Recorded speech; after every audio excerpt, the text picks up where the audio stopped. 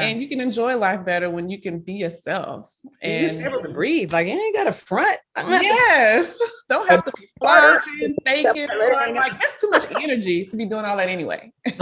You know what the downside of all this social media is that people feel like they have to always be this perfect, the good light, the right angle, have the right clothes and the right car. And I'd be like, I'm in my truck and my truck got a scrape in the roof. And that's it. What am I going to do? Fix my roof to talk to y'all? No, I'm not. It's time to start the show and educate the people.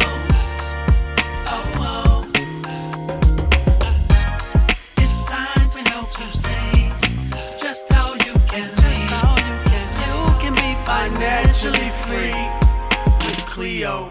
Welcome back to Financially Free with Cleo podcast. I am your host, Cleo Childress, and this is a show to help you live financially free in your own way.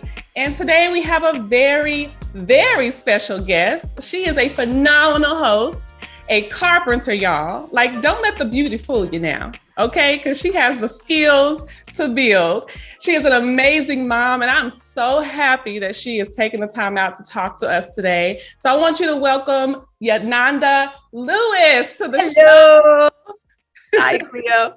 How are you doing today? How is your week going? It's, you know what? Wait, so honest or? I want the honest girl, the real. Okay. Real is. We jump right into the real is I started a new medication 2 weeks ago, trying to do some more mainstream stuff as I, manage this kind of cancer situation. And it made me so physically ill for the last 3 days that I quit yesterday. I was like, this is exactly why I don't take meds, because to do what it is you want it to do, it messes you up in 5 different ways. It is the most insane thing. And my philosophy fundamentally is always that the body will heal itself when you give it what it needs or take away what's preventing it from healing. And this wasn't a departure from that philosophy, but this was an inclusion and understanding that what I'm dealing with is major and I might need more help. Although I'm going in the right direction, I wanted to accelerate things if I could. And I was like, oh, you want me to learn this lesson? God, okay, I'm clear. I am never taking that again. My body, in the most pain I've been in since labor and delivery. And I did a home birth, so there were no drugs involved and I was in pain. And for 3 days, I was like writhing in my bed. My head has been pounding. Today is literally the first day I feel like semi-normal again. And I actually feel really good. I have enough energy. I've been drinking my electrolytes. And for me, someone who's really healthy, relatively other than breast cancer, I'm really healthy. But I have a healthy diet and I do everything I need to do, right? And it's working. I've gone from a stage 3 to a stage 2. It's great. To hit this road bump with medications, I was like, it was such a lesson and really a gift disguised in pain, because now I'm very clear for myself the direction I need to stay in, right? So it was a trip, girl. So I'm happy. I feel really good today to talk to you. I did not want to cancel because we've done this rescheduling thing already, and I'm grateful I could be here. So. Well, I definitely appreciate it because I know, life can get crazy. And just like what you explained to us, what's going on, that could have been a good excuse, a good reason to reschedule and change it. But I definitely appreciate you still making the time for it. And I feel like this conversation will be good nurturing of the mind for both of us. Yeah, I agree. Yeah. So I would love to start with, of course, I'm going to come back to the breast cancer experience, of course, but I want to start back through your childhood. So, of course, this is Financially Free with Cleo. So I always like to find out how people learned about money growing up. Did your family talk to you about money, or wasn't it till you became an adult and really learned about money management? That's weird. I literally have never, one, been asked that question, and two, really thought about it. Let me see. I mean, I have really early memories of being in my grandma's, I don't know what year it was, but it was a big, solid brown Imperial, right? Like a tank. She drove a little tank car. And I remember my sister and I being in the back seat, and they had the long, are they bucket seats? I don't know, but they're the long flat bench seat, right? No curves, no nothing. There's one long seat. And we used to be able to pull that seat up, and underneath there's this, just empty seat area, and there was always money under there. There was always coins. And I think it was because my grandma would give people rides a lot, and the seats were so dipped, their pockets would empty out into the seat.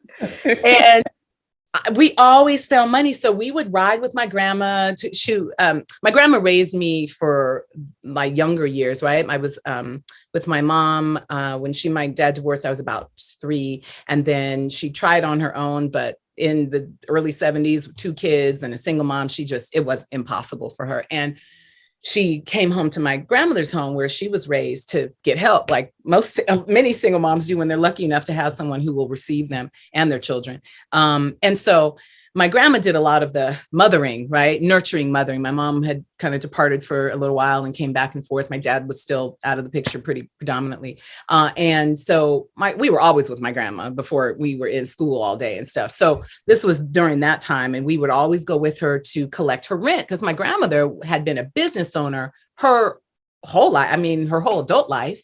And she and my grandfather had one of the very first grocery stores in San Diego owned by Black people. And they catered to the Black community, gave, credits, help people get food, help moms. Like she was really a pivotal member of the community and a helpful member of the community. So she owned properties and we would go around and collect rents, right? And I think this was at the time where she'd rented that store and was collecting rent from there because we were parked right outside the store. And we would take that money and go right to the little ice cream truck that was always nearby and just buy it up. She would leave us in the car. All these things that you cannot do now. You can't leave kids in the car. But then it was, fine. The windows were down. She would leave us in the car. I mean, we got left in the car for a long time with both my grandma and my mom. So it was just how it was. But we would go run to the ice cream truck, even though she told us don't get out of the car. We wasn't listening. We went to the ice cream truck, would buy all the candy we wanted, and then come back, eat it before she would come back to the car, and then sit there like, woo, woo, we've been just listening to the radio. And then she would come back and say, oh, you guys have been sitting so nicely. Let's go get some ice cream from the ice cream truck. Some more ice cream. My stomach would be like, oh God, I don't think I want any, Grandma. You sure? Oh my gosh. So that was my first memory with like money getting me something I wanted. Right. And it was very sneaky too and secretive. So now that I think about it, sneaky, still have some of those habits, don't I? Let me think. Yes, I do. Yeah, that's interesting because it definitely comes from there. But I also remember when my grandma kind of finally, after years of having us, and she and my mom had conflicts over religious stuff, and she finally kicked us out of her house. And I was probably like 8 or 9. And I remember like now my mom had this struggle of, paying her rent, and we found an apartment eventually, but we stayed in the car a few nights and we were at friends' houses. I mean, we kind of floated around for a minute till she stabilized, and she worked, 2 jobs. And I remember standing in the checkout of the grocery store. Wow, this is making me emotional. I don't know why. Hold on. Oh, okay. I get it. I understand why. But so she was standing in line at the grocery store, and I remember her stress of writing a check and the cashier telling her it didn't clear. And she panicked. Like, I remember feeling her panic, like energetically feeling her panic. Like, and it reminds me that our children can feel that, right? And I remember getting upset along with her, and she was like, I don't know what I'm going to do. And we ended up putting back, some of the groceries and then whatever she could afford, we got. But that was my first experience feeling panicked about money, right? Because I knew it was because she didn't have enough. Right. That's one of the scariest feelings. I just know that from growing up with my mom experiencing something similar. And just me I have a daughter, she's 18 years old now, but when, I was a teen mom, I got pregnant at 17. So I struggled with money early on in my adult life. So I've been there. I know how that feels. And you're right. Kids, we pick up on things. We notice things. And I know my daughter noticed things when I was an adult and struggling. They hear things, they feel things. Right. And I think sometimes we can underestimate. You, apparently. Right, yeah. We underestimate, how kids can sense things and feel things, and they see and hear it all, even if we don't think they're paying attention. That is such a great message for me. I I mean, I feel like I'm a really good mom considering how my son is, right? But there's still moments that no matter how good of a job you think you've done, there's still those insecurities like, oh, but I said this that time, or I went off on him like this that time, or I yelled at him about this that time, I blamed him for this. And I remember how it felt for me, although I used to get my ass whooped. So he's never had that experience. He gonna still be a lot better off. But I know that it makes me more aware and a little mildly paranoid, like, oh no, am I messed him up? But I don't think I have. I just think I'm hyperly aware of it, which that can be damn bad. Oh yeah. Like it's like a mother's job. It's like, you're never going to know everything, right? When I was younger, I felt like, oh, I don't know this, I don't know that. And I'm like, what mom really knows everything, Manual. And now literally I understand my mom's life better trying to raise us now because I didn't come with a manual either. And I was like I won't say I was a bad kid, but I was a bad kid. I was pretty bad. I was bad in that I had a really bad habit of, because my mom was, she has a very different personality than me. I have this like strong, robust, I'll confront whatever. Like I'm rah when I can be calm too, but it's not often. And my mom's just very calm and soft and quiet. And so I would just run right over her because she wouldn't say nothing to me. So I'd be like, oh, bad, oh my God, my mouth was so bad. I have apologized to her. I was like, I had no idea until I became a mom. Until more recently I became a single mom, I had no idea the stress and the worry and it's really amazing to look back at and recognize everything she was able to do. Home ownership, holding down jobs, still making sure she helped me with my college applications, like all these fundamentally important things she did. Now, there were ways she fell short too, like we all do, right? But I was more focused on the way she fell short than the way she succeeded until more recently in my life, in the last, 11 years of being a mom. And now I'm like, oh my gosh, I'm so sorry. I appreciate you. Exactly. It's like once you become a mom, you start to realize things from when you was a kid, like, ooh, I put my mama through some stuff. Do it. She still loves me. Right. Through it all, they still love us. Ooh. So does your son take after your personality, or is it more like your mom or just someone else in the family? He's so his own person, but he takes after me in a lot of ways. I mean, I was a really smart kid. I think really smart kids are even harder because they're smart. So they can think around all the rules and figure stuff out. But back then we didn't have cell phones and, barely a house phone. So I could get away with murder. Nobody would ever know.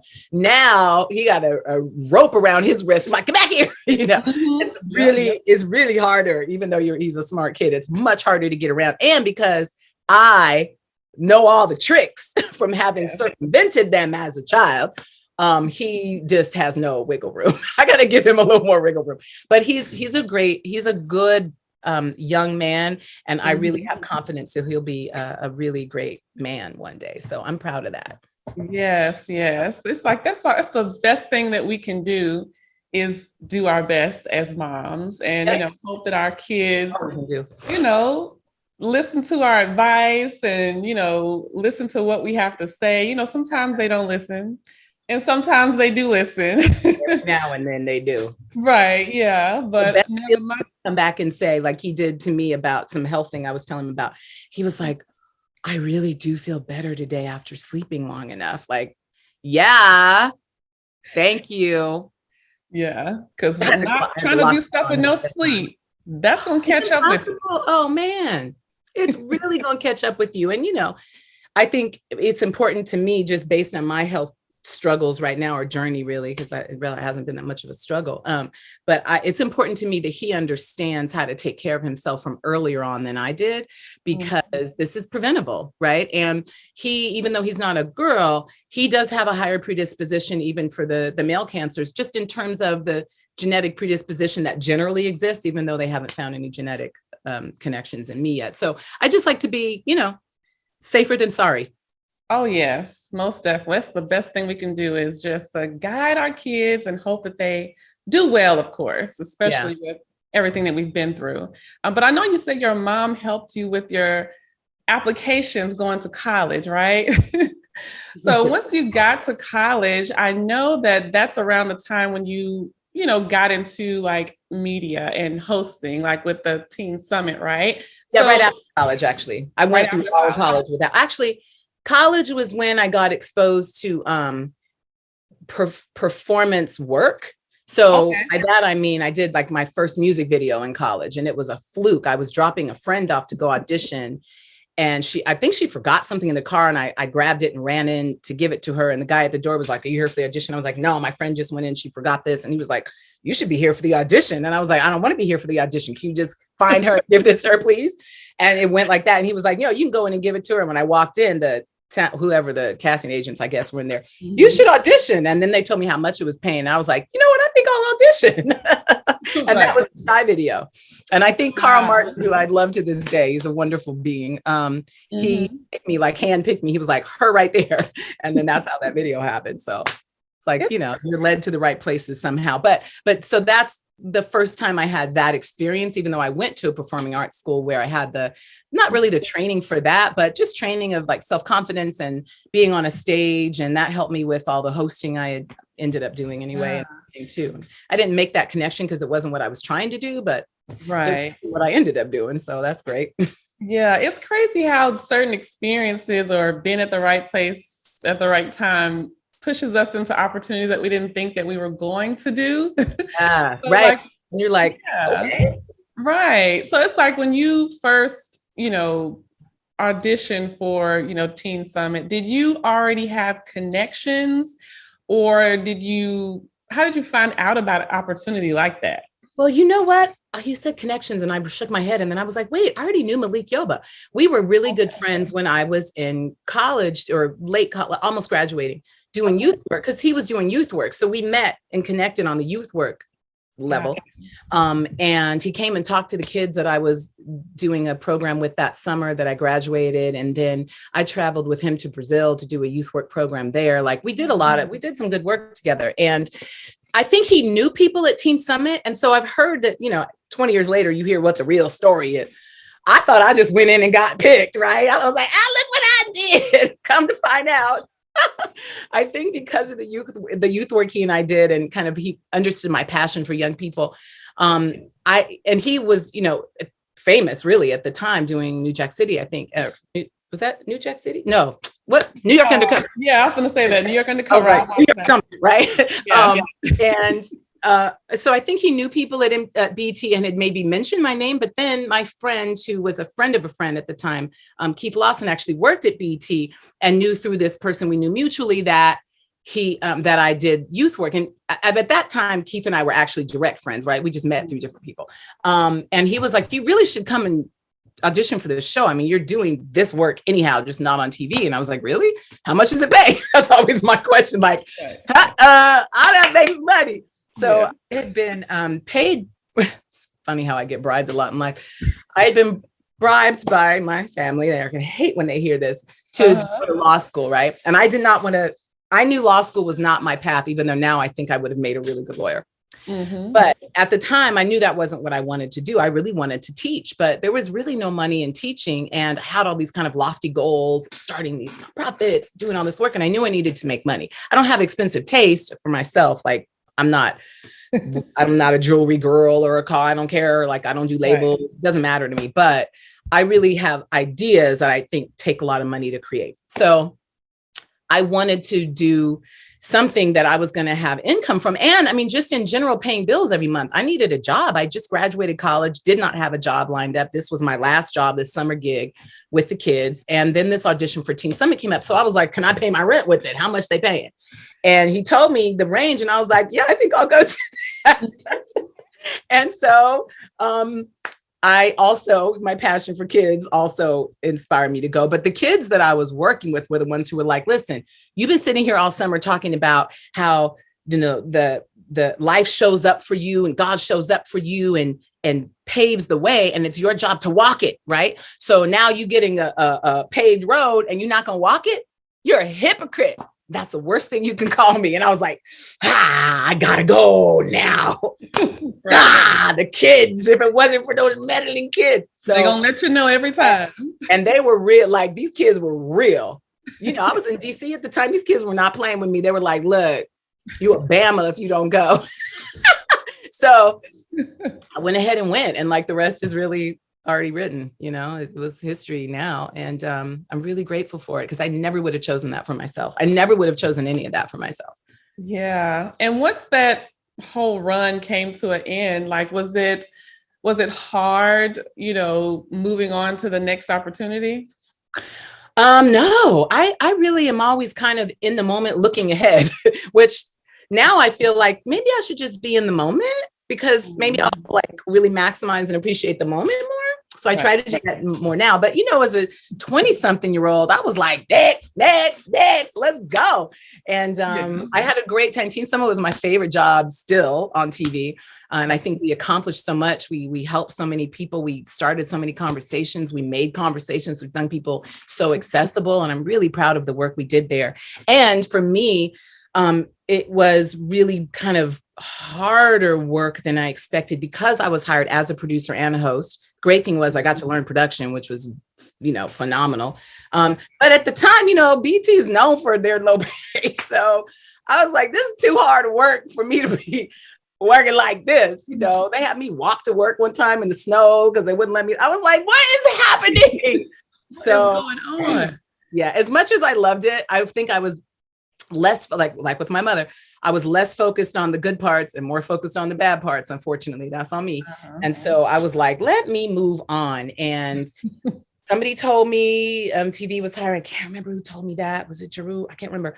Because it was 100 years ago, but they told me MTV, maybe they called me direct. I don't know. But I remember I had to put a reel together, and a reel being put together at that time was not you jump in your iMovie with your clips and hook it up. It was go into the edit bay, which is a huge room with big old TVs with cellulose tape. And when you you stop the tape and cut it and tape it and put. So I went through the editing process. It took me like a week and a half, 2 weeks. Wow. There every day after work, putting this reel together.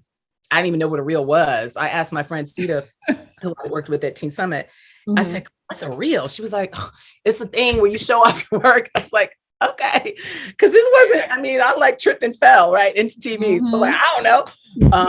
And so I did that, and I put Housequake from Prince on top of it, which was ironic because we were friends at the time. We met way back at Teen Summit. I think a lot of people think we met at MTV, but we knew each other way before that because he was a big fan of Teen Summit. So, so I did that. I sent that to MTV, and they called me like 2 days later and told me to come up here. We want you to audition. And they were launching the Times Square studios. It was 97, the summer of 97. I think it was September of 96. I actually auditioned for them. That can't be right because I didn't start anyway. I don't remember dates ain't my thing, but I know I launched the Times Square studios in 97. So it was sometime before that. I went up to audition, and I got called back that night, and they said, yeah, we come on. And I was like, how much you pay? Right. How much? Gotta get and then I was like, oh, I'm out. It was like it was ridiculously much more money than I was making. I was like, oh my gosh. But I was torn because I really loved Teen Summit, and I believed in the work we were doing. I think if BT had made it an easier job to keep, I would have stayed. And even though there was this alleged conversation between Prince and Bob Johnson, he said, I'll just pay your salary. And he told Bob that, and Bob was like, you can't just pay her salary. Anyway, I left. Yeah. And, that was that. And then loved MTV. I had so much fun. It wasn't the same kind of fulfilling work, but it was really fun work. And New York was such this dynamic, energetic, amazing city, that I eventually got tired of all that energy that New York can give you. It's a lot, but it was wonderful in the beginning. And my job was amazing and fantastic people around like all the time. Yeah. Met the love of my life then. And so it was really good. So back then, like, how did you balance, working a lot and still having like a social life outside of work? I know with your work, it's still like a social life, but how did you balance that? Because I don't really believe in work-life balance. It's like, you just have to make it's not life. Right. Yeah. But sometimes I know people can get to a point where they're like overwhelmed because maybe they're not getting sleep or not eating right, things like that. Did you feel like you ever struggled with balancing all that?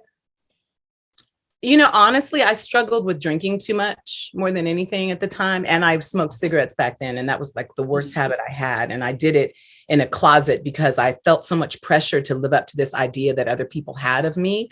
And I knew that that would, one, break my grandmother's heart, and two, be a horrible example to my 6 godkids who were like the reason that I worked so hard and so long. Like, it was important to me how they saw me. And so instead of figuring out how to quit, I just hit it. I was like, well, y'all just don't need to know about that then. I'll just go ahead and back around here around the corner.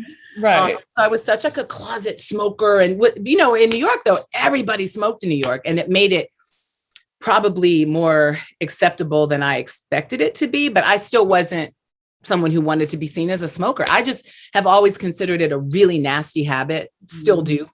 And I didn't want to be seen like that. But I had developed a real habit, as in addiction, because I couldn't quit. I tried to quit 5 times on my own, cold turkey. I'm a really strong person when it comes to discipline, and I couldn't do it. It had me by the throat. And, I couldn't get up without coffee and a cigarette. I couldn't go to sleep without wine and a cigarette. And so I think those years for me were just tumultuous. I did a lot of oh my God, they're going to see me kind of hiding. I had a heartbreak in those years too. I was young and a little still crazy. So, I was too young to be that paid also. And so I didn't waste a lot of money, but I just could do too much stuff. There was nothing I couldn't do. I wasn't like some millionaire. I wasn't Kylie, selling cosmetics. I should have been. If it was easy enough to sell cosmetics, I had a lipstick idea I couldn't go with because it was so hard to put out products then.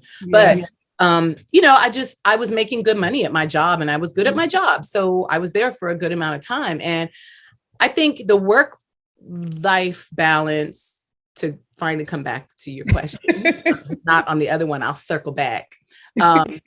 My work, like you kind of said, my work was also my social life, because we did so much partying on camera, right? We were partying on camera, and I was getting paid for it. What? Like the best job ever. If you like partying and you're good on camera. So ding, ding, ding, ding, ding. Yes. So it was perfect for me. I was like, what?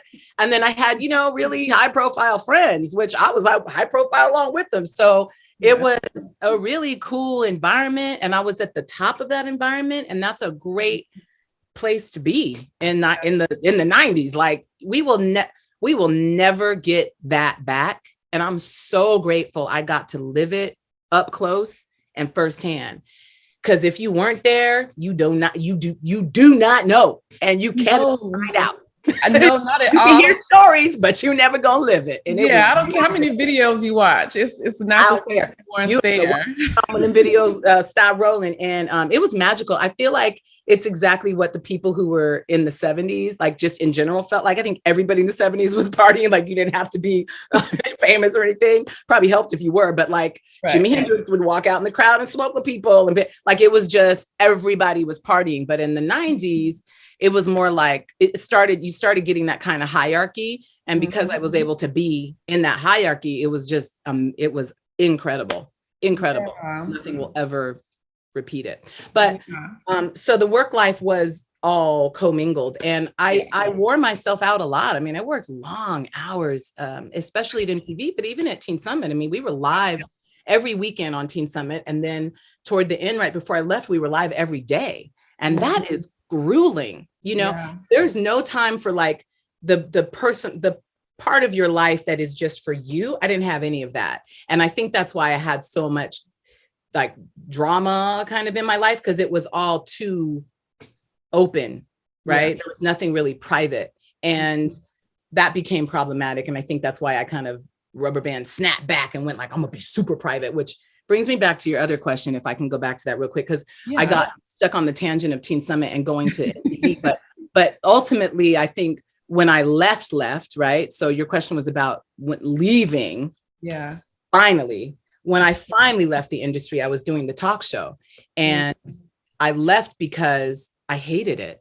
And I left because my grandma got, I would say ill, but we didn't know she was ill yet, but she was feeling, not her normal self. And more importantly, she was starting to not be able to live alone anymore.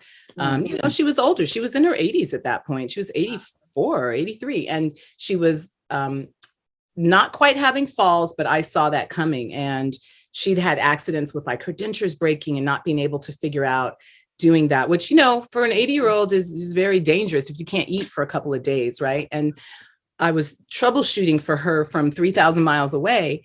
And then one day I got that call that's like, listen, this ain't gonna work much longer. So I love you. And I was like, whoa, what? Stop.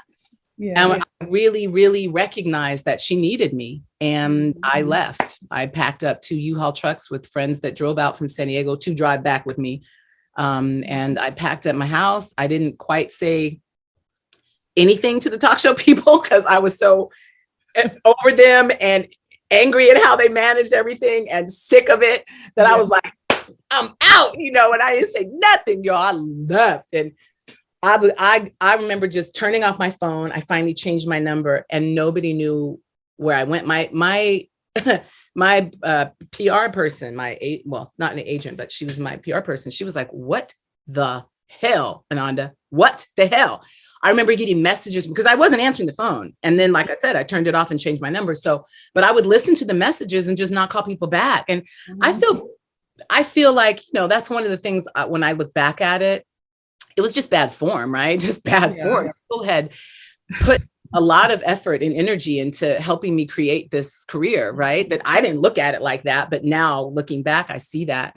And I just jetted. I was like, because I am that person who, when the person I love and care about most on the planet at the time calls and says, you know, bat signal, I need you, I'm gonna fly out. Like, I'm gonna be done. And even though that's who I am, I now see that there's a better way to handle that leaving than I handled it. But, you know, 80 years now. But that's when you know you over something or you just kind of fed up with certain things when you don't even make an announcement. Oh, listen, whatever. I didn't think of like career, fans, nothing. I'm gonna disappear on your, because that's what it's gonna be. How about that? Yes, disappear and act. If my grandma hadn't had, you know, if I hadn't gotten that call, I don't know how I would have handled, because I really could not tolerate that show anymore. And I don't know what would have happened. So, I mean, that would have been an interesting, I had already done the cuss everybody out part a couple of times. So I didn't do that. Listen, I can see why people felt like I was difficult. I've only heard that from a few people. Most people felt I was fine. Whatever their opinion is more about them than me. But I could see where the opinion of me being difficult would come from, because I was really, you put my name on something and then you didn't ask me what it should look like. Then take my name off of it. And I was having those arguments every day. I would come in and like not get dressed because you don't have anything here I'm going to wear. Why would you not bring my stylist in so I can look like myself? I'm not putting that on. And so I'm the wrong personality for that industry. They need people who are willing to be like, okay, I'll do whatever. Oh, whatever. Okay, I'll go up there and just read the script. That's not who I am. And it's not who I will ever be. And so the reason why Teen Summit MTV worked for me so well and then the talk show didn't was because I could be myself. And so they tried to turn me into something else. And I'm not willing to be something else. Whatever it is, that's me. That's what I'm going to be. Good or bad, right or wrong, I'm going to live with it. Yeah. And I've noticed some people struggle with that because they feel like they have to do that, like be someone else for a period of time in order to get that shot to have an opportunity to be themselves. But I feel like you just bring more stress and overwhelm because it's like you're doing it, but inside you're not really happy. So it's like it just gets worse and worse. So like with your show, easier now though. Then there were only a couple of places you could be, right? If you wanted a shot on TV, and that's true. There was just cable and regular TV, and even cable wasn't expanded. I mean, now you can do your own show on Instagram and have it be a hit. You know what I mean? Like it's a really different world, completely different. You have a podcast that you can just be like, I'm gonna do whatever I want to do. And I got multiple streams and I can put it on. Yes. Literally, that's only been the case for the last 2, 3, 5 years, right? Prior to that, you had to go through the process that was in place by the hierarchy of TV and movies. Same thing in movies, but the hierarchy of TV for what we're talking about. And that was not easy. So there weren't a lot of opportunities to just be like, I mean, even me, I understand where like, how dare you act like that? Because people would kill for this opportunity. And I'd be like, let them kill somebody for it. I'm out. You know what I mean? Y'all can have it. The rebel in me wasn't going to tolerate it. But yeah, what I had was a really unique and important opportunity, you know, and I don't think I blew it. I think it wasn't for me. But if I was able to look at myself as more of a business than looking at myself like, no, this is who I am. And that is so important that I'm going to forego the rest of it. Like there are a lot of different ways you can perceive that 20 years later. Right. But I think I could have opened my understanding to it as a business better and done more with it.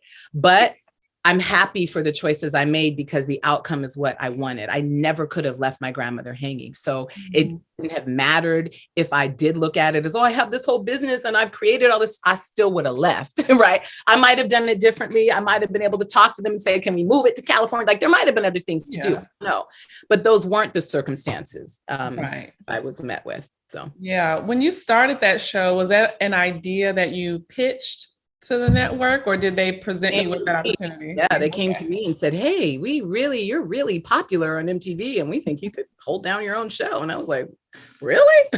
Really? You think so? Because I didn't have that perspective of myself. I mean, no social media. I didn't watch back most of my stuff. It was almost all live, right? So when was I going to watch it back? I got tapes, but I didn't have time to watch another hour. If I just came home, I'm not going to watch what I just did. It's too much. So I really was winging it. Like, let me get up, let me go to work, let me do a great job, let me do what I want on the downtime. Let me keep, I was boom, boom, boom, boom, boom, processing it. And it was long days and fun nights, but still long nights. And there was no time for me to stop and go, oh, I'm in the middle of this amazing opportunity. Right. Who am I in the middle of this amazing opportunity? Plus, we didn't have access to any fans. I mean, that show I do on my app, the fan mail flashback, I forget what I call it. But that's 11 boxes of fan mail that MTV gave me when I left to do the talk show that I didn't know were there. So there was that was how fans interacted with you, through snail mail, right? It wasn't like it is today where I can pick up my phone, be on Instagram and be like, hey, and like 5,000 fans. It's not like that. It wasn't like that. So the ease with which we can do things these days is absolutely different. Yeah, I know change is great. Growth is good. But just like we had mentioned about how, the 90s was one of the best times, like, do you feel, even though things have changed with social media, do you feel like we're still missing something in today's media world that we didn't have back then that you wish was kind of still here? I think we're missing the specialness. It's like anybody can jump up. And no disrespect, because I wish I could twerk, but I feel like anybody can jump up, get naked on the screen, say something controversial, shake their ass, like whatever, get attention. And bam, now they're important to people. They're considered an icon, or it's like, do y'all know what words mean? You haven't put in any work. You know what I mean? And it's like, I feel like I'm in the Twilight Zone sometimes. But I mean, I get it, because in the perception of people, younger people, I would say 30 and under, maybe, everything has been instantaneous. They only know smartphones and iPads, and they only know internet. They only know access to everything at all times. And so that perspective is just very different. And what they deem to be important, relevant, smart, special is different based on that. And so I can't really compare it because it's completely its own thing. I just know it's not the same, and it's not as special because you had to really work for it, and you had to really do things that cause people to think that way about you. And now it's like they have these big ideas that they understand from the past, and they're just throwing them on the present when they really don't make sense. Oh, yes. Like, to me. That is so true. And like when you mentioned about, being at the height, of your career, making a lot of money, going out to parties, having fun, living it up, girl. Hey. What do you feel, if you can remember, what do you think was one of your best and worst money moves? My worst was not investing in Apple when I could have. That was the worst decision in my life. And it was an actual decision. Yeah. And I had the money to do it. And the best was I want to say it was like saving my money, and I helped people I loved, and I felt great about it. And so that's what I wanted to do with my money. I drove a pickup truck because I love pickup trucks. I love trucks. I'm not flashy. Don't buy a lot of jewelry. I was gifted a lot of things that were really cool. So I didn't have to buy a lot of stuff. And I just wanted the people I loved to be okay. And so I did a lot of giving away of money that I wish I could have some of that back, but that's all right. And I would say not understanding the stock market earlier. Because the reason I passed on certain investments was because I didn't get it. I was like, what? Give me that money for that? The hell? I don't even know what that is, So I'm teaching my son all the things I wish I knew, because he, it's a new life. He has a new opportunity to make new decisions and good choices and understand things differently. So it's kind of my chance at doing it over, right? But nobody taught me that stuff. So I don't know where I would have learned it. But other than that, let me think. Knowing more about the stock market, but also knowing more about like 401ks and stuff, the things that increase over time without you having anything to do with them. And I wish there were more opportunities for passive income, because that would have been nice to be able to jump into them. But you listen, nothing is ever too late until you're dead. So you have to look at, and I look at everything. I would look back 20, 25 years ago and say, I wish I did this and this and that. I'm like, I'm going to do this and do this now, because you can still do whatever you want. And it's easier to do whatever you want now. Oh my goodness. It is. That's what I tell my daughter. I said, you guys have so much more resources and access to things and people that we didn't really have back then. And even further. So it's like, you guys can just, like you said, pick up your phone. You could just go on YouTube and learn things. Like, you can invest in stocks on your phone. Yes. Your phone, everything is there. That's why when I run across the laziness that the millennials get blamed for, I'm like, it's ridiculous. Like, if you really aren't doing anything, you really are lazy, because there's just there's no excuse. No. There's no excuse. I don't know, but everything you need to know can now be found on YouTube. Oh, but I don't know I don't have everything you need is on the internet. Like, stop with the excuses. You don't want to do it. That's the answer. And that's what you should say. That is so true. Easy. You can put in anything in the search on YouTube and somebody has a video. Know something about it.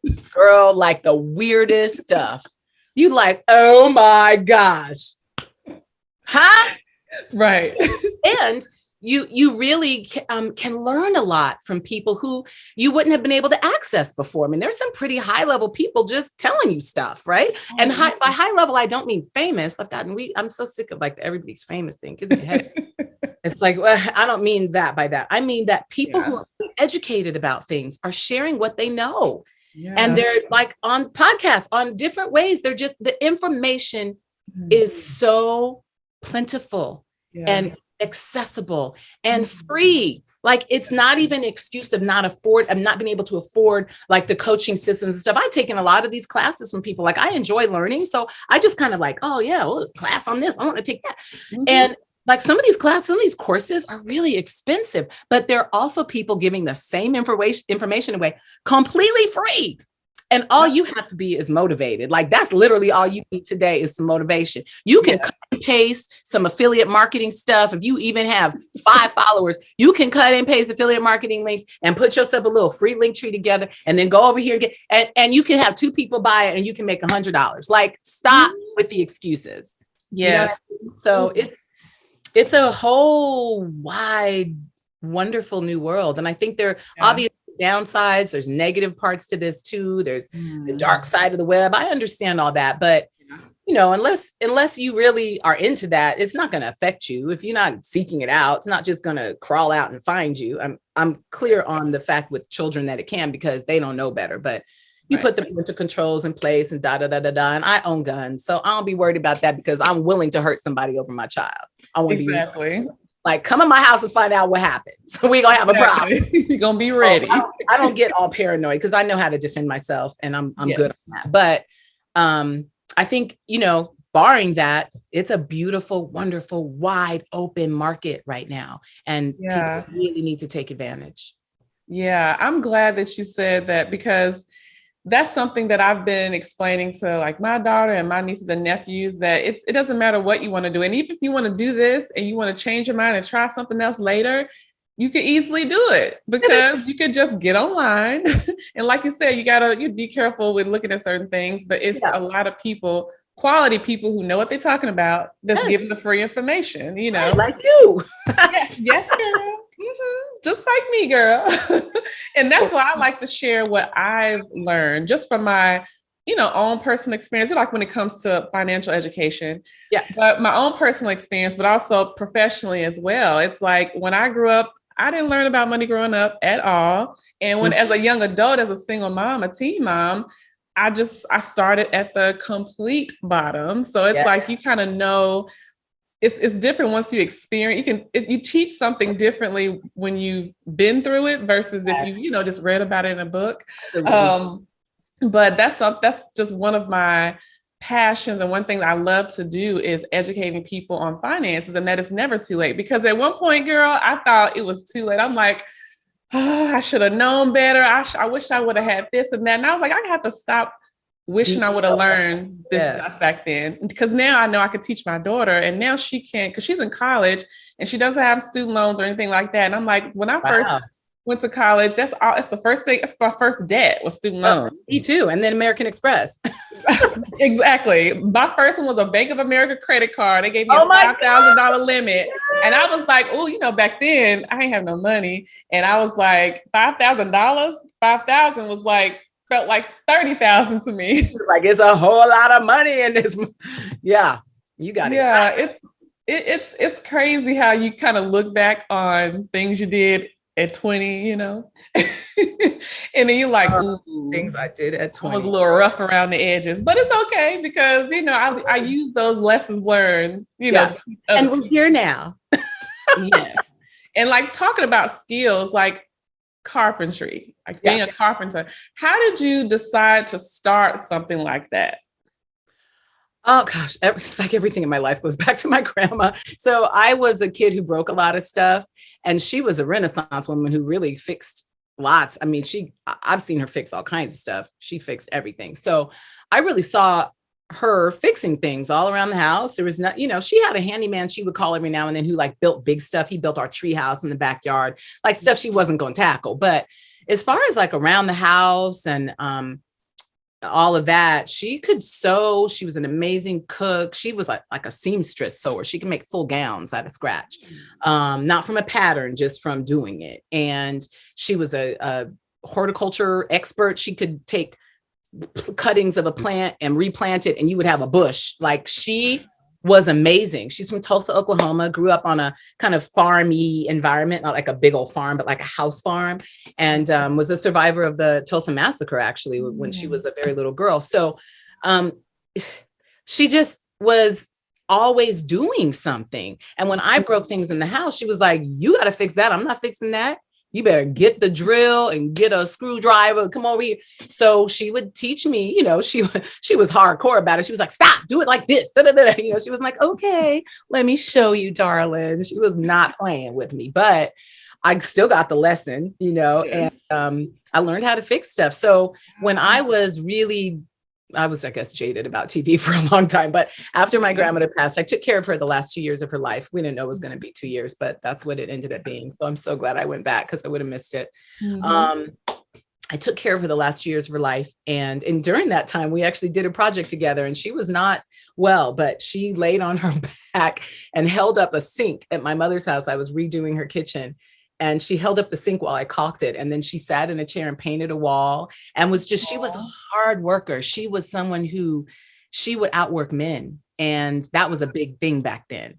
And when I came home to take care of her, she said the same thing about me. She was like, you a better worker than any of the men I've hired. I was like, thank you. So we just had such a fun relationship. That last 2 years was amazing. And I decided after that, once she passed and I came back to, or I moved to LA, I hadn't lived in LA before that, but I moved to LA. It was time to go back to work. When you asked me about money, I forgot to say that because I didn't spend a lot and because I really just kind of helped the people I loved, I ended up having a lot of money left over. Like I could save, you know, I not on purpose. I wasn't like, I'm going to save my money and make sure that at 5 years I was not frugal like that, but I just didn't spend a lot of money. So I ended up having a lot of money in the bank when I went home to take care of her. And by the time she passed, because I really took good care of her, I'd spent it all. And so I needed to get back to work. And I came to LA and I wasn't in love with TV anymore. I was in love with TV when I did Teen Summit and MTV, fell out of love with it with the talk show and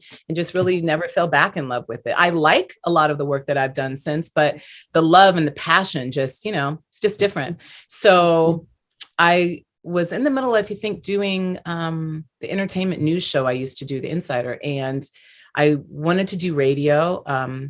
And I started doing a radio show here in LA. And I just, you know, I kept trying things. Again, how much y'all paying? Okay, I'll go over here. But I was only doing things for like a check at that point. Yeah. And I kept trying to find stuff I loved. And I was like, oh, I don't love it. And then I did like something and it didn't get picked up. And I was like, oh, okay. But I always loved fixing things. And I was living in a house here in the Valley still. I've always been a Valley girl. And I was trying to install a shoe rack. And so I guess that doesn't really answer the question, because what's the bridge between what my grandma taught me when I was little into this? I always had tools. When I was really miserable at the talk show and I was living in Jersey, so I was commuting through the tunnel because we were like close to the, you know, water, whatever, in New York, 50 something at CBS. I would go to Home Depot when I would get off work, and walking through the tool section would calm me down. I've always loved tools, and I've always owned tools, even when I didn't know how to use them, because I loved them. But I was always fixing something, like my grandma was, right? I was always fixing something. I would go snake friends' toilets. I just knew how to do stuff because I picked up stuff along the way. A friend's dad taught me how to change my oil. I was putting my brakes on my truck every now, you know, like I could just do stuff. I've always had those skills. Yeah, I spliced a battery cable in my pickup truck on the side of the 405 in like 2007 or something, trying to make it up to a friend's baby shower, and my truck broke down. The battery cable was corrupted, and I stopped and I knew what to do. I was like, let me get these cutters, wire strippers. I redid the cables. I'm back on the road real quick. I wasn't waiting on AAA or Triple B or Triple C. I was like, oh, my AAA. Ain't got time for that. Hey, or money. I'll cost you money. Right. But I mean, I do have AAA because it's safe, but I'm just saying I didn't need it at the time. So I was always doing stuff like that. And I had a boyfriend, a friend who ended up being someone I dated, who I really loved, had a great relationship with him. He was a furniture maker and taught me a lot about tools and furniture and how, you know, watching him work. And he was amazing at it. So I learned a lot from him too. And then just literally by nature of watching people do stuff, I would watch people build sets when I was doing TV. Like I was the host who would come in and be like, can I come when they're constructing the set? And be like, oh, how do they do that? And just like, what? I love it. It is what I dream about. Like I see things in construction materials, you know what I mean? Like that's my language. So knowing that about myself and struggling with this shoe rack, I decided, you know what? I want to go learn how to do this because I'm sick of like there's something simple I'm missing. And I don't like not knowing stuff. Like I said, I'm a learner. I like school. Yeah. I got online and then started searching. You know, back then the searches, you kind of had to print out a search, couldn't save it.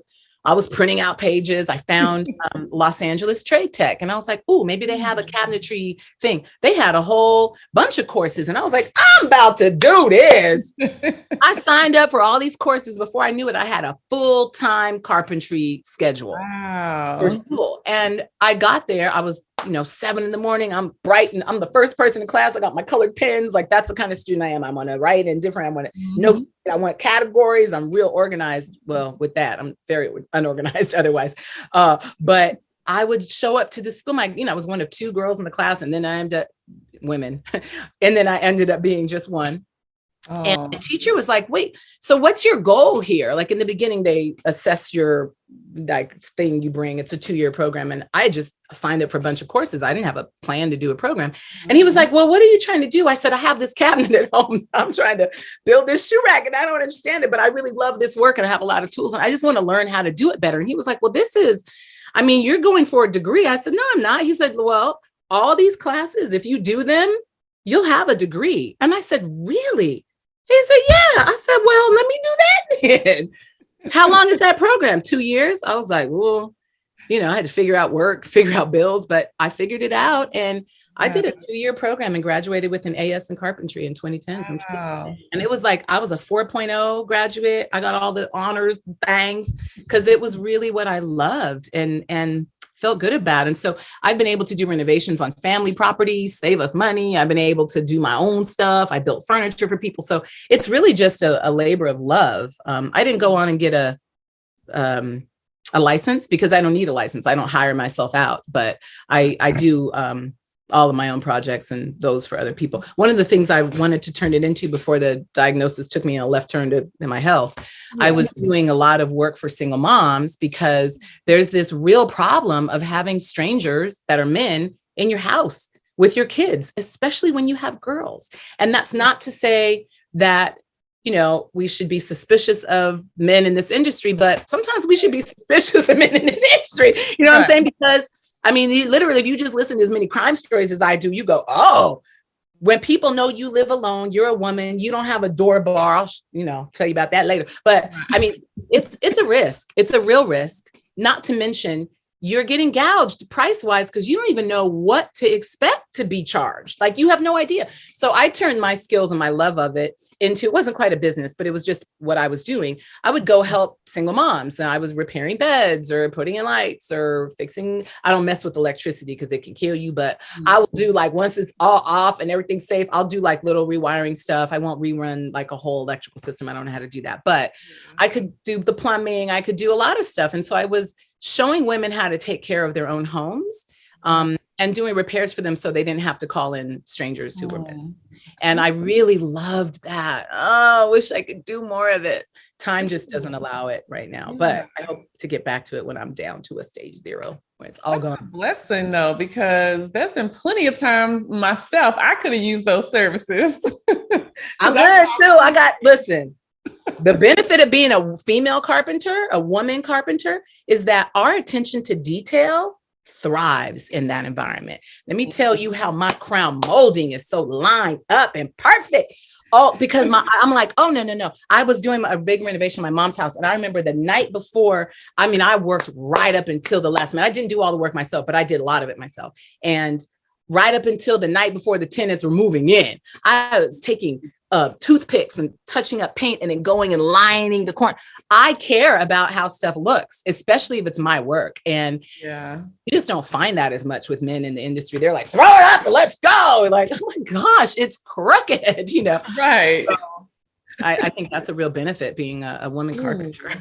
Oh, I love that. It's like things like that is things that I'm thinking about, other interests, hobbies and things like that I want to learn more about, because there's times where I need to do things around the house and I'll look at a YouTube video and I'll get totally overwhelmed. You'd be like, I have no idea. I'm like, I have no clue what I'm doing. And then I would then hire someone like you. If I found a female carpenter, like I've never even met one before. You're the first one. I know they're out there. There's a whole industry. There's a whole club of women in construction. So I don't know if carpenters are, but there's a whole women in construction club. I'm gonna look that up. It's dope. I wanted to have a completely female construction business at one point. Just, we're the ones that show up and cater to women. And so, again, I got sidelined, but that's all right.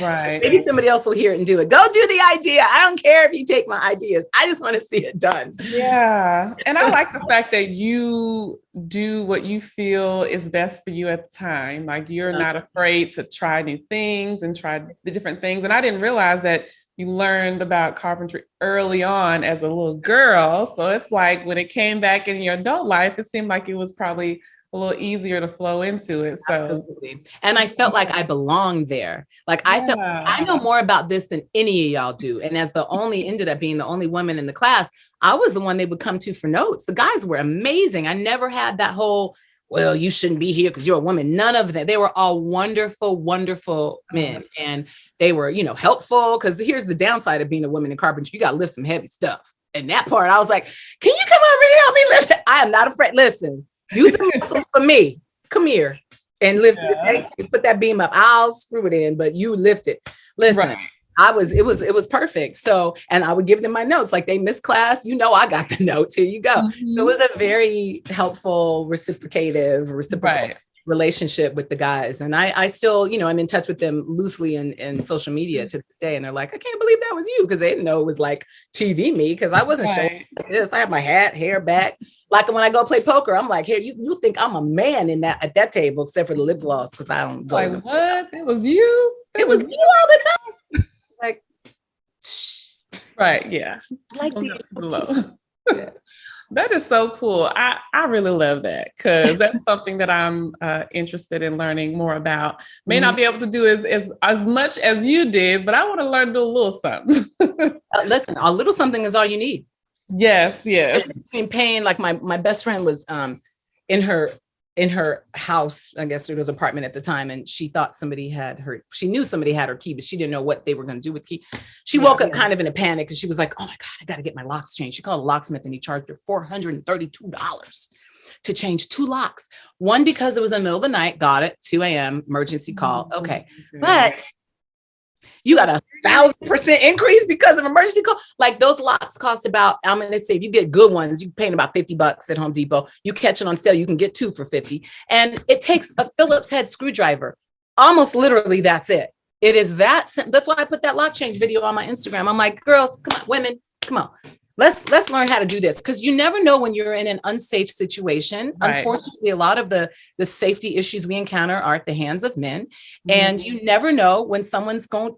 Listen, you break it from a relationship. You don't get that key back. Change the lock. Yes. Go ahead and do it yourself. Right. Now, don't do it mad he's out too late. That's messed up. But some of these skills can be used for evil as well.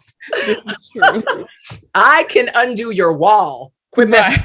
You know what I mean? I will cut yours. Right. And don't make me use these for evil now. I can use them for good, but don't make me flip the script on you. So quick to a 2x4 holding your house up. Please don't mess with me. Right. So. They don't want those skills to come out. But it's good to have them just in case. Just in case. For good or evil. I love that. So of course I want to go into, the breast cancer experience. Of course, I know when like everybody, like all of us, when you posted that video back in 2020, October.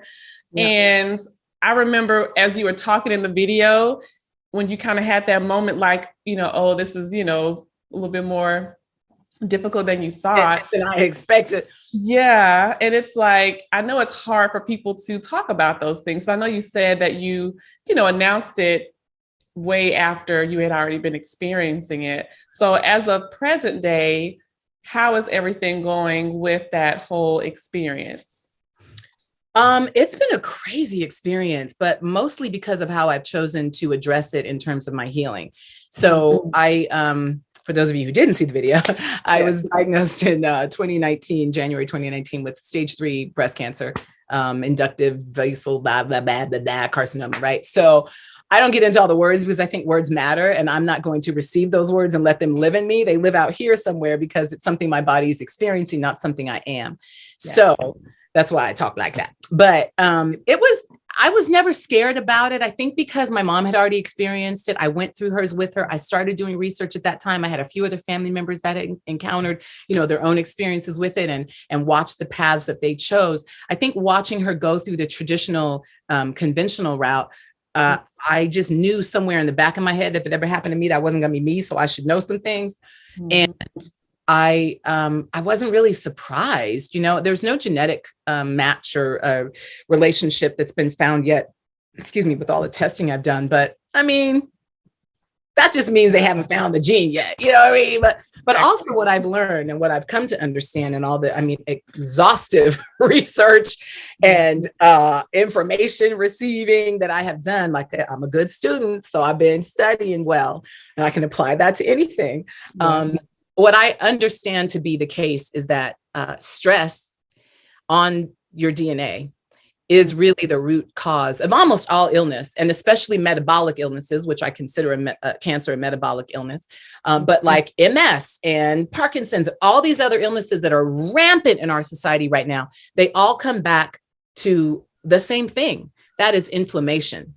Inflammation and DNA damage is caused by a number of things: chemicals in the atmosphere, stress and the chemicals your body makes as a result of experiencing it for too long, eating the wrong foods where we receive a lot of our toxins too. The number one thing I was doing wrong was eating too much sugar. And to this day, I have to swear off sugar because sugar is cancer's number one food source. It's not the only thing you can eat, but it's its preferred food source. And there's a wonderful little trick that our genius bodies can do. Our natural or our healthy cells, I'll call them. Our healthy cells can convert fat to fuel. So we can get energy from fat. Cancer cells cannot convert fat to fuel. They can easily convert sugar to fuel, and they can shift themselves to convert protein to fuel sometimes, but it's hard for them. So the number one thing I've done best in the last 3 years that I've been managing this, I like to call it, it's not a fight, because who's the enemy? Me? I created it. Am I the enemy? Am I fighting myself? That would be crazy. Yeah. We all lose, right? I am cancer in my body and then out of my body. The number one thing I've done right, and I didn't do it right in the beginning, but I'm doing it right now, is being on a keto diet. And that's a high fat, very medium protein, and a very low carb diet, because then you're starving cancer cells. Cancer cells are not hard to kill. They're supposed to be killing themselves with apoptosis, but what makes them a cancer cell is that they don't do that anymore. They are either somehow genetically mutated, right? And there's a lot of different pathways of mutation, and a lot of the therapies that are much smarter than the conventional right now. The coming therapies are about pathways and mutations and figuring those out and unraveling them. I think that we're going to have a lot of success in that. Yeah. But the number one thing you can do is starve the cells, because they're weak is the weak little punk ass cells. They're going to die, right? They're like, if I can't have food, I'm done. And so you take away their food source, like anything else, they will starve out, but your normal cells will not, because you're giving them what they can use. And so keto has been my best friend on this journey. And the times that I've gone off of it, I've seen my body respond. I had legs coming off of this tumor. This is where my tumor is. Legs coming off of it, reaching down into my liver like 2 years ago ish. And that's before I went to Arizona for the integrative treatment that I did. But I did keto for 3 days, and those legs pulled right back up into my breast. It was like an alien was in me. But it's not, it's my body, right? It was reaching out arms, which is why they call cancer. It's like a Greek word that means crab. So these arms were reaching out from the main body, trying to find more food. And I felt that. You could feel them. You could see them under my skin. They were moving down every day. And by 3 days on a strict keto, which for me means under 10 grams of carbs a day, boom, gone, right back up into my breast, completely gone. No more bump. You couldn't feel they were gone. Wow. Had a great experience and a lot of success in Arizona doing an alternative, integrative, I'll call it, because I did do a little bit of conventional. And let me just be really clear. I'm not against conventional just for the sake of being against it. I don't think there's some huge conspiracy with big pharma. I do think they do things just for the money, but I don't consider that a conspiracy. That's called a business, right? It's a business of health. These are all businesses. So I don't know why we expect them to behave different than any other business. They want you as a client. They want you to keep coming back, and they want to make money. That I can't say there's anything wrong with that. I think we need to understand it for what it is and have a perspective that includes the truth and allows ourselves to be at the forefront of our healing experience, right? And that's what I did from the very beginning. I was like, I'm going to talk to you and you and you and you and you and you, and I'm going to see what I think is the right thing for me based on what all of y'all say. And the right thing for me was not radical mastectomy they wanted to do, probably a double. It was not doing full, really toxic rounds of chemo. It was not destroying the immune system, which is the only system that can beat cancer, I think. It was to support my body and help it figure it out. I think I'm lucky. I don't know if there's any luck in cancer, but if there is, I'm lucky that I had a breast tumor, because blood cancers are very different. And my tumor being in my breast was a safe location, right? The body is doing genius work for itself. It's trying to sequester these bad cells and keep them away from your body. That's why it forms a tumor. And so that's a smart thing. And in the breast, where it doesn't matter really, I mean, for all intents and purposes, I was done using them for breastfeeding, which is what they're for. And if this is going to be here, okay, I mean, we just work with that, right? So I didn't see, it wasn't logical to me to do everything they said. It didn't make sense to me to take poisons and destroy my immune system, hoping that it will recover, but not trusting that it can do this without that. None of it made sense. And then when they said to me, oh, food doesn't have anything to do with this, I was like, yeah, you on your own page, stay right there. I won't be back. Because when you disagree, you have to go with you. You got to go with you. And that's an important lesson for us all to remember. Like, people are always going to disagree with you. Yeah. You decide that your opinion is more important than theirs because it's your life. And I decided that early on. So I was like, all right, y'all can do that to somebody, but it's not going to be me. I think gratefully, when I finally found the center I went to in Arizona, they do these really intense, deep testing protocols. And the testing made all the difference. They test you for, not genetically for if there's a connection to my family, but genetically for the cancer. Like, what genes is that cancer expressing? What are the pathways? All those mutations I talked about. What are the things that will actually kill this cancer? And the chemos that they laid out for me were not the chemo that they were going to do here in LA. They were going to give me something that was almost at the bottom of my list. It probably would have killed me, and it would not have killed the cancer, just based on the testing. Yeah. So I think there's a new way to proceed. Yeah. And I'm figuring it out myself, but I hope to lay it out so other women can at least know it. You should make decisions that work best for you, but you should do that based on a full receiving of information, all of it, not just what doctors are telling you is what they believe. That's what they believe. That's what they've learned. That's fine. But even when you look at their information, some of them disagree. So I'm trying to find out what I think from my experience. And I'm going to tell you this, Cleo, I have a very narrow window of what my life is going to look like for me to want to live it. Right. I have a narrow window, and that's what it is. And people don't have to agree with it. It's mine. Only I have to agree with it. Right. So I am not interested in being sick and half dead and calling that being healed. I'm not interested in that. Yeah. I'm not interested in having a compromised life and calling it good. I'm not interested in that. I'm interested in being vibrant and healthy and whole and doing the work to get that. One of the things I think they do wrong the most, when I was going through my mom's with her, they were bringing her, as she was hooked up to chemo lines, they were bringing her trays of grape juice and Snickers and granola bars. Like you don't know the sugar connection. So either you don't know or you don't care. Either way, I'm not here for it. Yeah. Because I know what I know, and I'm reading the right books, and I'm listening to actual doctors. So, it's just a different path. And my experience has been what I've made it. So far, it's been very successful. I've gone from a stage 3 to a stage 2. That means I've gotten it out of my lymph, and it's just localized in my breast again.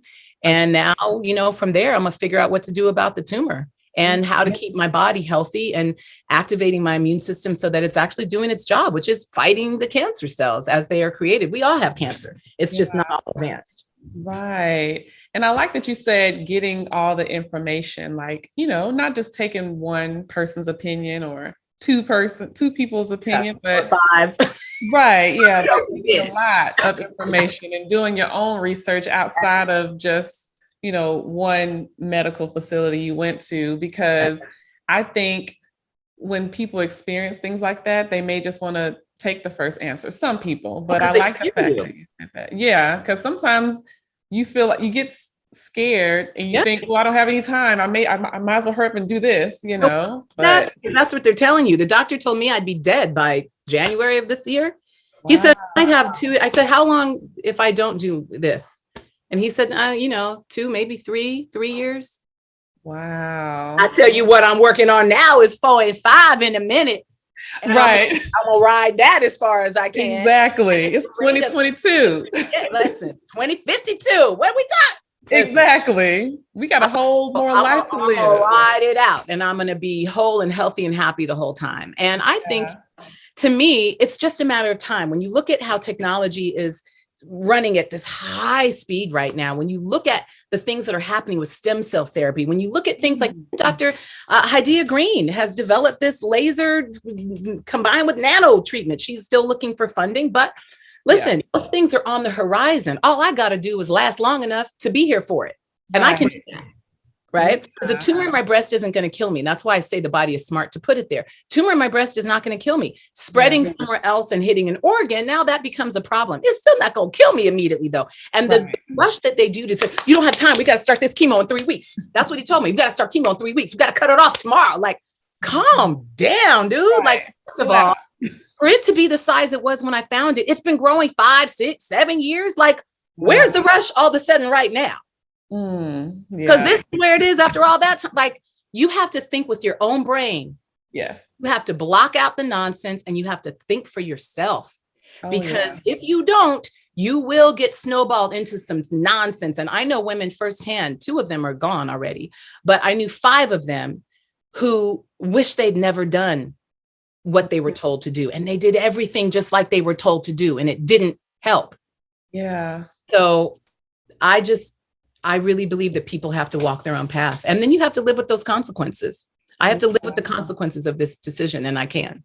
Yeah. And I'm just so happy to hear that you are making progress and that you are not, letting negative thoughts or negative feelings, keep you stuck and not doing anything. Because I know, just from what I've read, I know I haven't personally experienced it, but just reading about people's experiences when they, learn that they have a certain, diagnosis, sometimes people just, give up and don't really want to do much. So I just love to hear that you are still doing the work and you're looking forward to more years. It's not like you're accepting, oh, it's only going to be 2 or 3 years. Like, no, I got lots of stuff to do in this lifetime. Okay.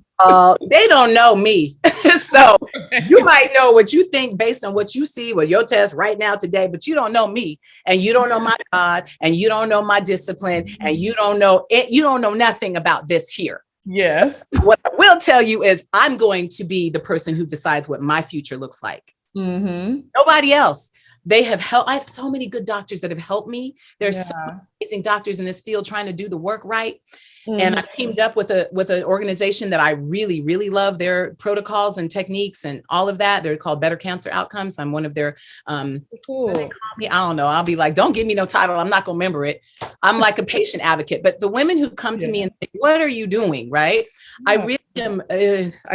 I'm trying to manage my time better because healing naturally is a lot of work. And it takes a lot of time. And I'm a mom and I got to figure out income. And it's like all the ands, right? Yeah.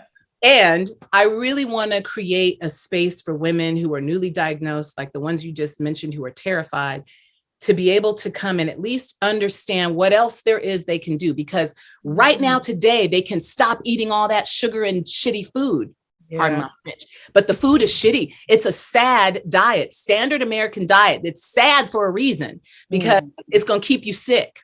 And if you already have been told that there is illness development, I think illness of any kind developing in your body, you have to look at what you're putting in your mouth. What you're putting in your mouth is fueling your body. If your body is diseased, it's fueling your disease. Get really clear on that and stop listening to people who say it doesn't matter because they are not educated. They do not know what they're talking about. Most doctors have only had 2 nutritional classes in their entire careers. They don't know. It's not that they're trying to lead you wrong. They don't know where to lead you. All they know how to do is what they do. And most of them are amazing at that. But let them do that job. You do the job of figuring out what else you need to do, right? And stop letting them have complete control over what your future looks like. No one has control over that but you and your God, whoever that is for you. I'm not going to call what it is for you. Yeah. That for ourselves.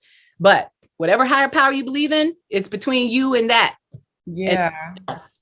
And I think a lot of us, I feel like more people are starting to be more aware of what we're eating and drinking, even myself, even because, when you hear about a friend or a family member or someone I know we haven't met in person before. I mean, we've met now because, we're virtual friends now. Yes. But it's like hearing about your experience, like it does when you hear about it affecting people that you really care about or that you know or that you admire, you really start to take a look at your own life. Like, okay, let me take a look at my own food journey. Let's see what I'm really eating every day and try to make better choices because you never know what'll happen tomorrow.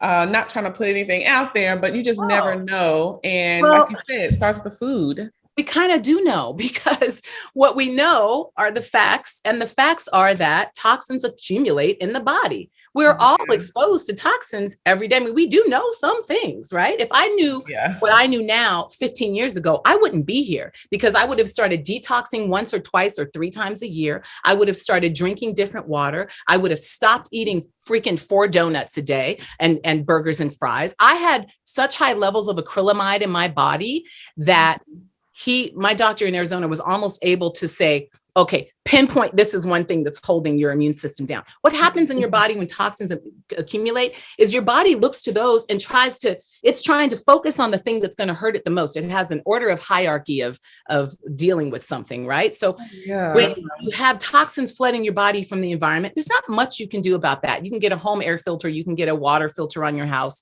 Those things are expensive. We buy, $200 and $300 and $400 shoes and $1,000 bags. Maybe we should stop saying we can't afford house filters. True. I'm just saying, we talk about financially fit, right? And financially free. So if you want to be financially free, pay for these things first, and then use whatever money's left over to buy your Balenciaga. I don't even know the name of it. But Balenciaga. I probably said that wrong. I don't right. I don't know. So the things that cost a lot. So I'm just saying that there are things we can predict. And we can predict that toxins will build up in your body. And if you're not getting them out, they can damage your DNA. We can predict that your body will heal when you give it what it needs to heal. You got to figure out what that is for you, because then the allergies and the this and the what works for your body is what you have to discover. But there are actual facts. We know that stress causes malfunctions in DNA, and that those malfunctions, if undealt with, can lead to cancer. So we know that if you have a 10-year run ahead of something, you're better off than if you wait for it to develop. We know that. We know prevention is the cure.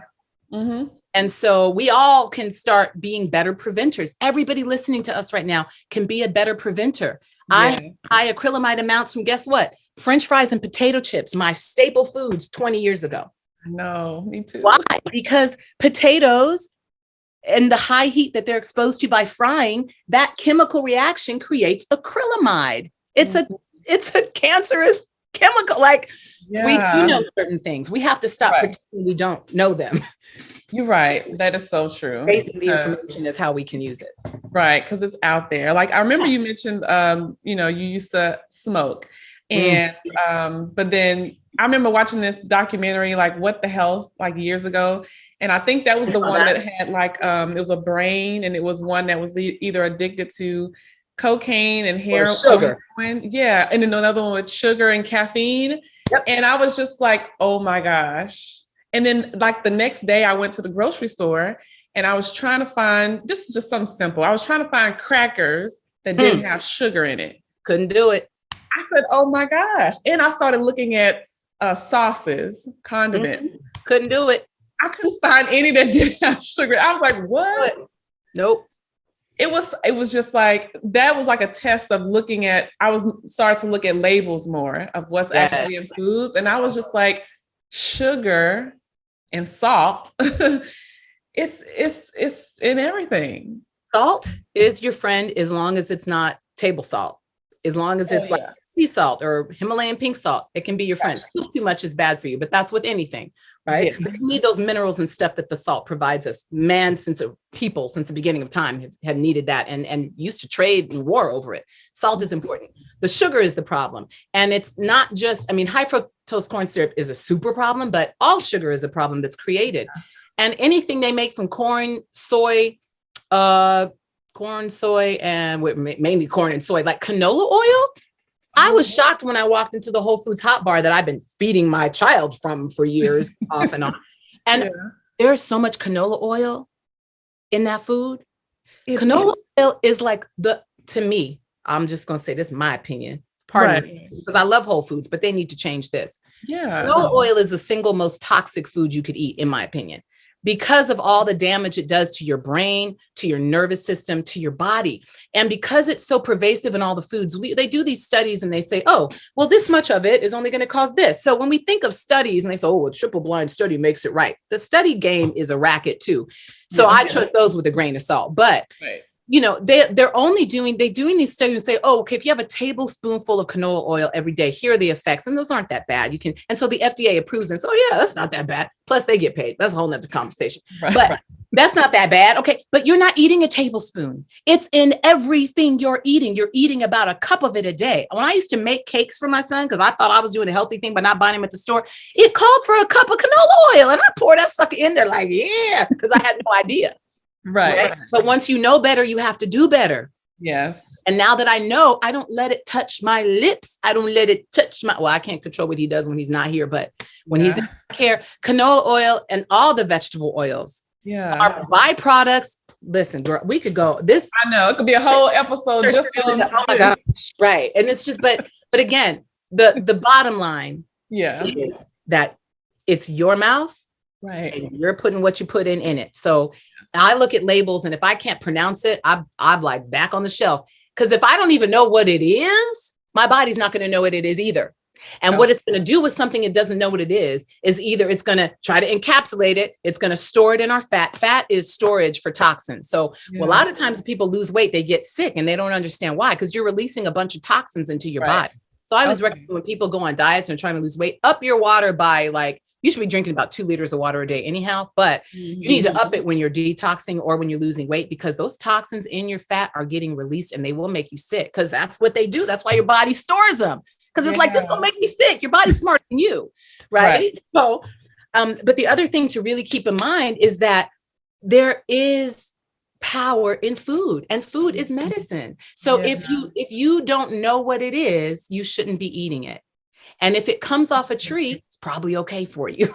Right? Things we're putting here for. You know what canola oil does? It wraps. It acts like a plastic, because it's basically liquid plastic. It wraps like a plastic around your cells. It's like wrapping your cells in cellophane, and they can't breathe.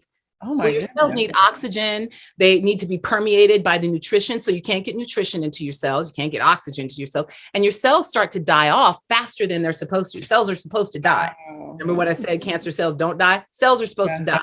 Rogue one, go, I ain't going to do that. What you going to do? Right. And then they do other things too. But that's one of the main hallmarks of a cancer cell. But when you're eating certain things, those things are the raw materials your body's using. So what's going to happen would you go eat a Lego? No, because it's in a form that your brain recognizes as not food. We need to start recognizing these things as not food and stop eating them as if they are, or just stop expecting different results. You'll be sick in 10 years, because that's what it does. Ooh, I've never bought canola oil, but I've heard some things like that. And I'm like, I'm pretty sure I went somewhere and ate food and it was canola oil. Yeah, because it's in chips. It's in everything. Most people fry with it. Now you go to higher end places, they'll fry in like avocado oil, but they're going to charge you for that. There are very few oils that are safe to cook in. And so if you're deep frying lard is actually safe to cook in because it's an animal product. And so it's natural, right? But vegans and the whole veganism push has adopted a lot of alternatives to the natural things, which I get it. You don't want to eat animals. That's fine. I have been a vegetarian and a vegan at various times in my life. I understand the philosophy, but is it healthy is the question for me. And the answer is most of the alternatives they've created, it's not healthy. It's not healthy to have sunflower oil butter.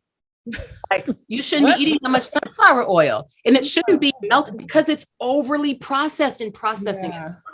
So, girl, I could go on. Anybody wants to hear more about health? No. Right. But it's good that, you're sharing this so people out there that's listening can take some time to do some research and just protect habits one at a time. So the health habits and the financial habits. So that's what takes me to asking you, Ananda, and this is why, so what I do, I mix yoga and finance and mix them together because I really believe in not just financial education, but physical, mental, health wise. You got to address it all, right? Balance. Not that you have to have this perfect life, but you have to be making some progress in all the areas. So I want to know, when it comes to financial freedom, what does that look like for you when you're thinking financial freedom, health freedom? What does that look like to you? It looks like being able to do whatever I want, whenever I want, without asking permission from anybody. Yeah. That's really what it looks like. Mm-hmm. And I'm still creating that. I'm not there yet. Yes. And I'm glad you said that, still creating it, because people will think oh, it's financially free with Cleo, I've arrived. I am still on a journey. Okay. I am saying we are financially free. We're saying the goal is financial freedom. Yeah, like I've reached financial freedom goals, but there's still more that I want to reach. And I'm also content with where I am, but I'm also striving for more. So it's like, it's going to be a evolving journey is what I like to tell people, is that you can, and then it's like, as you get older, your interests change, your goals change. So you're going to always be evolving, and that's okay. So I like that you said, when you are thinking about financial freedom, being able to do whatever you want without having permission, like that is like one of the ways to live life, is just being free and not feeling like you have to answer to other folk. That's right. Whoever the other may be. Right. Sorry for all this squeakiness in my chair. I hear it now, and I think you've heard it. Oh, it's okay. I hadn't really heard a thing, girl. Good. And my hair is finally dry. Now we must have been on for an hour, because about an hour. I was like, I know, both of us. We're like, okay, damn. we finally fluff it. It's drying. So last year I have financial affirmation cards, and I do this for everyone. So what I do is I just pull a random financial affirmation card. I recite it, and I just want you to tell me how it relates to your life. Okay. All right. Okay. I love them. I love DeBarge is my Ooh, I love that shirt. It's my people. Yes. All right. So your financial affirmation is, I invest time and money into the lifestyle I desire. Yes, I do. I invest time and money into the lifestyle I desire. What does that mean to me? That means I put my money where my desires are, not just where my mouth is, but where my desires want my mouth to be in the future. Right now, I put most of my money into my health. Healing naturally is very expensive. No insurance covers most of what I do. What they do cover is what made me super sick over the last 3 days. So I'm like, I guess I'm gonna figure it out, because I ain't doing it. Right. But it has been 3 years of a lot of bills. And so, I mean, I'd like to, I know affirmations are helping you make it the case in the future. So I would definitely like in the future to be able to put my money where my desires are. Right now, my money is where my health is. So interesting, health and finances mirror each other, in my opinion, because they both take time to build.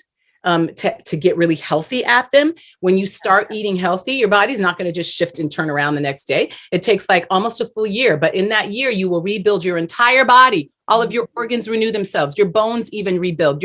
Everything rebuilds, right? Your financial health may take a while too. You're not going to start saving. You got $1,000 tomorrow, but you're going to go little by little by little. And if you have the discipline to stick with it, you will see the results in the end.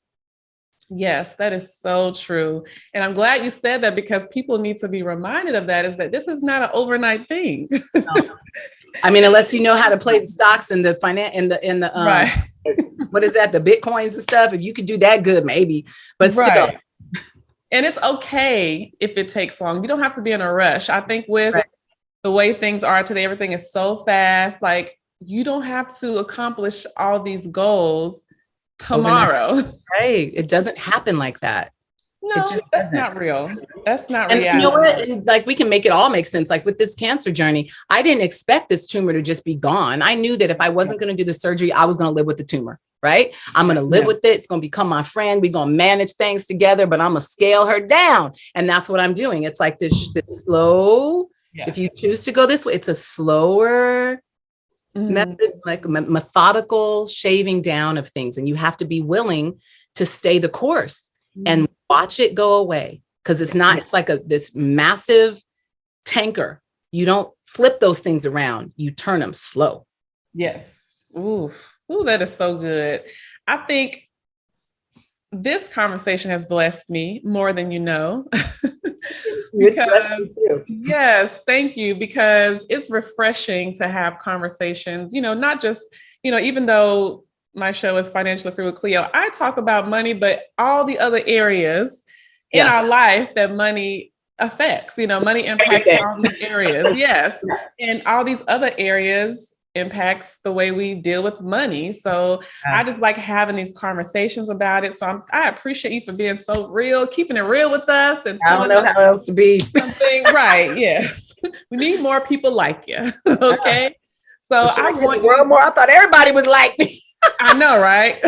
Sometimes it's hard to find people that can keep it real, but the people who do, that's what we need in this world. That's the type of people that I love and that we need, because I feel like it helps us become better people, and you can enjoy life better when you can be yourself. And you're just able to breathe. Like, you ain't got a front. Don't have to be flirting, faking.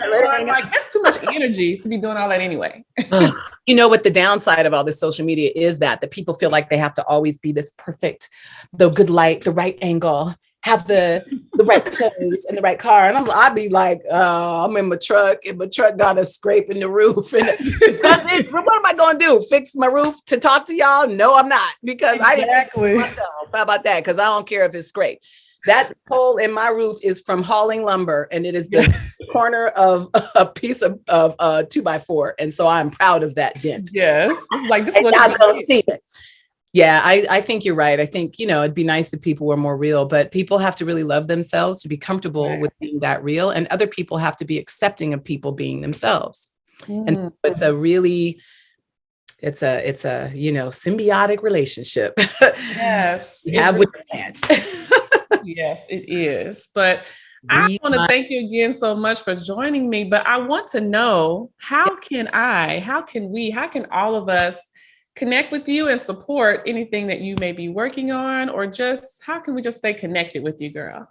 I'm slow on I have social media, but I really still focus on my actual life more than my virtual life. And that's the balance that works for me. So my Instagram is I'm Ananda Lewis, just I am Ananda Lewis. And I love Instagram because it's super easy to interact with people, and you can I understand it better than I understand Facebook. So I'm not on there much. So I don't even know what my Facebook address is, because I got hacked when I was pregnant, and then they changed the address on me, and it's not my name anymore. I don't know what it is, but Instagram is really where I love. And so that's where you can find me. I'm Ananda Lewis. And I do have a bunch of kind of health videos on there. I plan on doing more. I just, my health is my priority. So when I don't have time for it, I don't force myself. And so every now and then I put posts up, but I do have a line of merch coming out in the next month. And I think it's something that anybody who, loves that golden era of TV that the 90s was, y'all gonna like it, I hope. Yes, I can't wait. I have some really fun sayings and stuff too. And it's one of the ways that I support my very expensive healing journey. So, that's one way to support. I don't know when I'll be done with all that. It's a slow process like everything else, but I'm simple. I just have Instagram. I am on Twitter, but I don't really use Twitter that much. I just have a Twitter so I can be nosy and see what other people are saying, but I use Instagram a lot more. So that's where you know what? We are alike in that way, because I do have Twitter as well, but I don't be on there like that, but I'll be on there. Yeah, but I'll be on there, but I'll be on. Right. And I am on Instagram more, and it's a lot to just keep up with all these pages. It's a lot. And as the older I get, I do struggle with being present on social media, meaning like all the time, because sometimes I wake up and I'm like, I don't feel like posting anything. And I don't. And I don't know what to post. Like, I see people, like, is there a posting mandate? Because I see people posting stuff. I'm like, why would do people have to post something every day? It's like a mandate. It's like sometimes you can get caught up in it. You can get caught up in being present all the time, going live all the time. And, nothing against the people that do, but sometimes if you're not, just like you said, you value your time off of social media more. So it's like, you can get caught up to feeling like you have to do that all the time, even when you're overwhelmed, even when you're sick, don't feel good. You feel stress and peer pressure, girl. I'm not down for that. Yeah. Yeah, definitely pressure, especially if you are, like the influencer, or you have a business, like you feel like if you take a break or even take a day off or a week off, that you miss something. I'm not missing nothing. Do you know I post like maybe once a month? People must think I'm like crazy. I post when I actually have something to say. That's the only time I post. And I'll put stuff in stories that's like a little less important, but an actual post, maybe I need to step it up. Step up your social media game. I need to step up my social media game. I didn't realize people were like literally on it all the time like that. Yeah. And before, I mean, I've been on social media for a long time, but it's different when you're on social media because you're business wise. Yeah. When you just got a page, it's different. Right. Personally, but when you're trying to grow something, build something, promote things, and connect with other people, networking, all of that stuff, it's like 20 jobs. When I put this merch out, I'm gonna be more like that. I'm gonna be like, wait a minute, I need to tell them about my shirts again. Wait a minute, I need to tell them about hold up, let me do another. Oh, girl, you're gonna be sick of me. Girl, in another month, I'm gonna be like, girl, what's going on with this? So this merch, girl, I'm ready to post it and say, look what I bought. I got this, Oh my goodness. But I'm looking forward to that. So I know, of course, it takes time, but when it's ready, I'm definitely ready for it. But I definitely want you to, keep being you. We appreciate you, all the work that you've done in the past and what you're doing in the present and what you're going to be doing in the futures too. So I'm looking forward to it. And I know we all are. And before we head on out of here, what are some last few words that you would like to share for us? I think it's really important for people to remember that they're connected to something bigger than themselves and that it is powerful and accessible at any moment. And that here on earth, you are the captain of your own ship. You're the master of your life. I hate to use the word master, but you know what I meant. You're the one in charge. So don't let anybody usurp your power. If you're uncomfortable, leave. If you're not ready, don't do it. If you got questions, stay still until they're answered. And don't let the pressure that threatens you actually reach you. That's a choice. Ooh, that's good. Thank you so much. Ooh, that's going to be in my head for the rest of this week and beyond. Thank you so much. I'm always preaching to the choir. I still need all that advice too. Yes, we do. And it works. Thank you for having me. Oh, yes. And everyone out there listening, thank you so much for tuning in to this episode. Thank you so much, Ananda, for being here.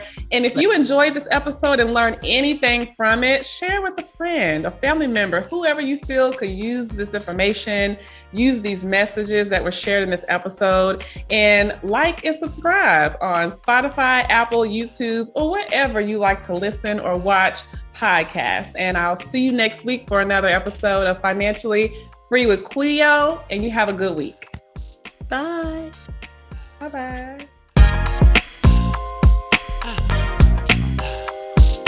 You can be financially free with Cleo.